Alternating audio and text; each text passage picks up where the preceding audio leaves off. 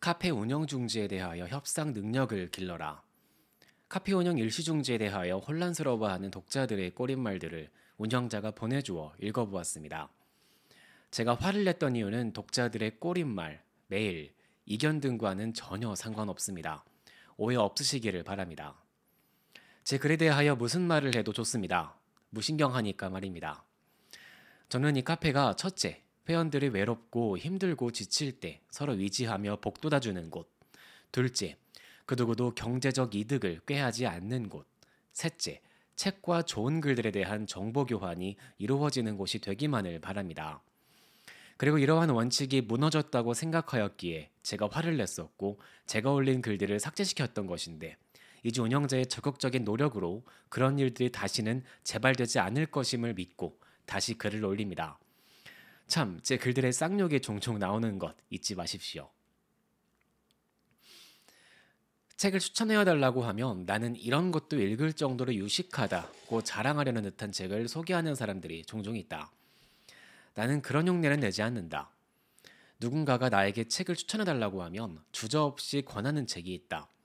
명사회자 레리 킹의 절친한 친구 허브 코헨의 협상의 비결이다. 이 책은 어느 나라에서든지 보통 사람들은 잘 모른다. 미국에서도 한때 베스트셀러 마녀에 속했으나 뉴욕 같은 곳에서만 그랬다. 왜 그럴까? 책 중에는 남들에게 감추고 싶은 비밀스러운 책들이 있다. 읽고 나서 혼자서만 알고 싶기를 바라는 심리가 생기는 책들 말이다. 이 책이 바로 그런 책이다. 당연히 별로 소문이 나지 않는다. 어느 주한대사관의 상무관에게 이 책의 원서를 선물했더니 첫날은 그대로 읽었으나 그 다음 날에는 책에 표지를 씌웠다고 했다. 국내에서 이 책은 90년대 초에는 협상의 비결이라는 제목으로 90년대 중기에는 협상이라는 제목으로 90년대 말기에는 협상만으로도 세상을 얻을 수 있다는 제목으로 제각기 다른 출판사들에 의하여 출간되었으나 출판사가 계속 바뀔 정도로 잘 팔리지 않았다. 그러다가 내가 동아일보에서 이 책을 소개하고 난 뒤 어느 출판사에서 협상의 비결이라는 제목으로 재출간을 하였는데 오해하지 말라. 나는 그 출판사와는 전혀 모르는 사이이며 그들을 내 글이 신문에 나오기 수개월 전에 판권 계약을 이미 했었다고 한다. 내가 출판사와 짜고 책을 소개했다고 생각하는 웃기는 독자들도 있다. 좀 더 전문적인 내용은 김병국 변호사의 비즈니스 협상론에서 찾아볼 수 있는 이 책 역시 훌륭한 책이다. 협상에 대한 책들 중 뜬구름 잡는 두리뭉실한 책들은 읽지 말라. 협상을 잘하면 어떤 일이 생기는가? 2001년 1월 독일 지멘스 그룹의 하인리히 폰필의 회장은 상하이와 인근공항을 연결하는 자기부상열차 사업 수주를 위한 협상에서 주룽지 중국 총리에게 빈 양복 주머니를 뒤집어 내보인 뒤 일어나 두 팔을 벌리는 제스처를 취했다. 이는 지멘스로서는 더 이상 양보하기가 어렵다는 뜻이었다. 그는 약 2분간 주머니를 뒤집어 보인 채 서 있었고 주총리는 물끄러미 그를 쳐다보다가 갑자기 악수를 청했다. 1조 원이 넘는 계약이 악수를 청했다. 1조 원이 넘는 계약이 하인리히 회장의 기가 막힌 협상력에 위하여 그렇게 체결된 것이다. 피레 회장은 당시 협상에 진전이 없어 묘안을 짜내야 했다면서 빈 주머니를 내어 보이기로 작심하고 미리 주머니를 비워두었다고 한다. 나는 비행기를 10시간 이상 타고 외국에 가서 어떤 결정을 내려야 하는 경우가 나는 비행기를 10시간 이상 타고 외국에 가서 어떤 결정을 내려야 하는 경우가 많았다.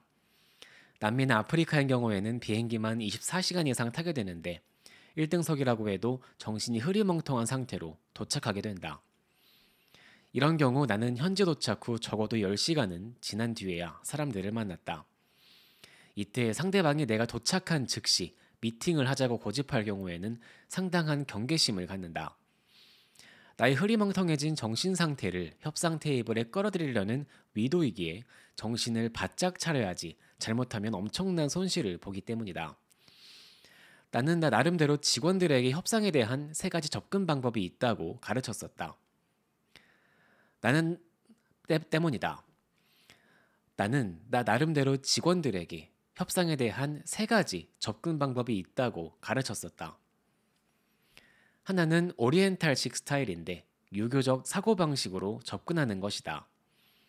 두 번째는 합리적으로 논리를 전개시켜 나가는 웨스턴 스타일이다.